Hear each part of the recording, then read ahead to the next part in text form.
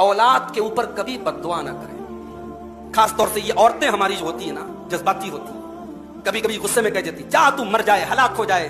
कभी भी अपनी औलाद के लिए बद्दुआ मत कीजिए, इसलिए कि आप नहीं जानते जब आपने अपनी जुबान से बद्दुआ के अल्फाज निकाले हैं, हो सकता है वो कोई कबूलियत की खड़ी हो और आपकी बद्दुआ कबूल हो जाए अल्लाह के यहां और आपके बच्चे की जिंदगी बर्बाद हो जाए। इसीलिए अल्लाह के नबी फरमाते ला तदऊ अला अनफुसिकुम, अपने ऊपर कभी बद्दुआ मत करो, वला तदऊ अला औलादिकुम, अपनी औलाद के ऊपर कभी बद्दुआ मत करो।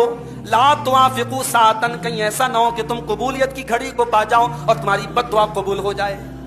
और वैसे 3 दुआएं ऐसी होती हैं जो कबूल होती हैं। उन 3 दुआओं में दावतुल मजलूम, मजलूम की दुआ, मजलूम की बद्दुआ कबूल होती है। व दावतुल मुसाफिर, मुसाफिर की दुआ कबूल होती है। व दावतुल वालिद अला वलदिही, और माँ बाप की बद्दुआ औलाद के लिए भी कबूल हो जाती है। इसलिए खबरदार अपनी औलाद के लिए कभी बद्दुआ आप ना करें।